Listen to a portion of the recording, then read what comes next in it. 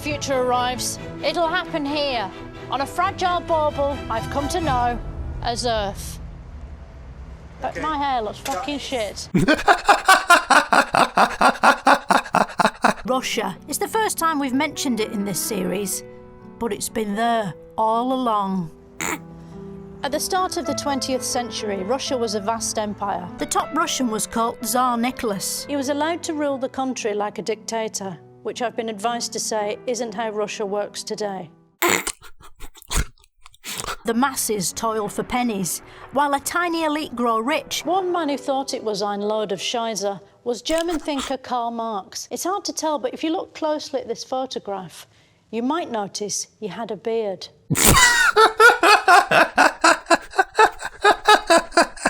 The man currently starring in this photograph, Vladimir Ilyich John Lennon.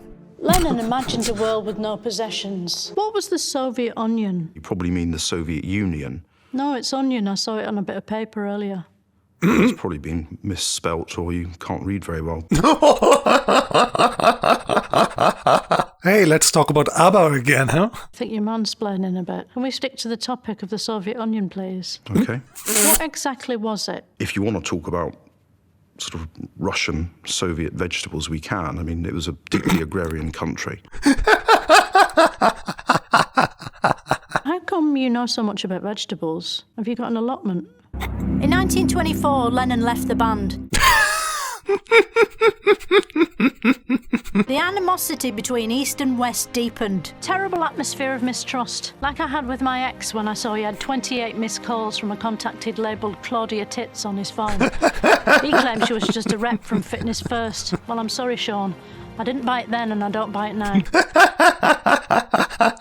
Bloody Sean. Russia and America had proxy wars. If this was Street Fighter 2 and the Americans chose the character Ken, would the Russians pick Zangief because he's from the Soviet Union? You have to ask, I think, President Putin for the definitive answer on that. I suppose they'd go for the ones that had the most chance of beating Ken. Just the way he said it. What happened to Laika? I expect they gave her a bone and a rub on the tummy when she got back. Laika unfortunately never made it back to Earth because shortly after launching, she overheated and she tragically passed away just a few hours after being launched. You're fucking joking. Laika's satellite eventually burned up in the Earth's atmosphere, but this was well after she'd passed away. A minute's silence for Laika.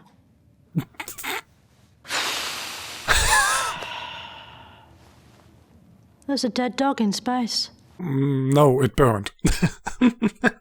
Why was it so dangerous to show Elvis from the waist down? He moved his hips around a lot in a very sort of sexual manner. People were prudish back then, weren't they? If they saw his penis, they'd probably have a stroke, wouldn't they? Probably. I don't think that would have made it onto the meat. That's no laughing matter. We're talking about people's lives here. America discovered the Soviets were going to use Cuba as a base for nuclear missiles. American President and pin-up John F. Kennedy demanded the Russians remove the missiles. In the end, Soviet Emperor Nikita Khrushchev backed down like a shameful fucking chicken.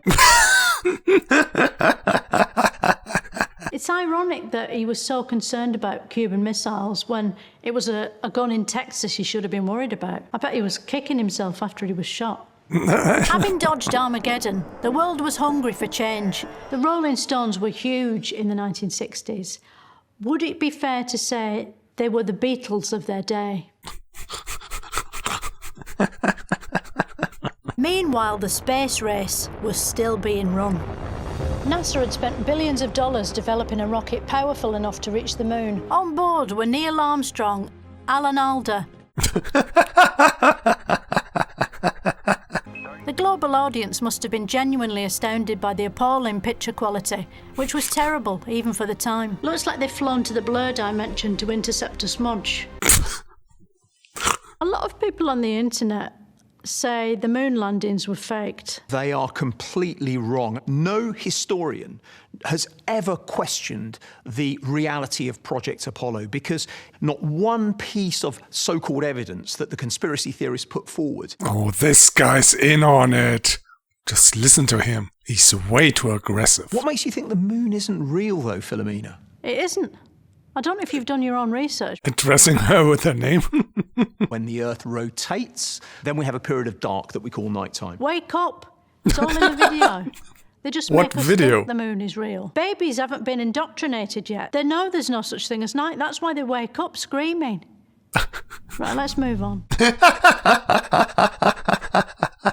Scientists began to worry about the state of the planet, so no one would mistake them for hippies. They wore clean white coats and glasses to deliver their warnings. But we ignored them too, because they look like nerds.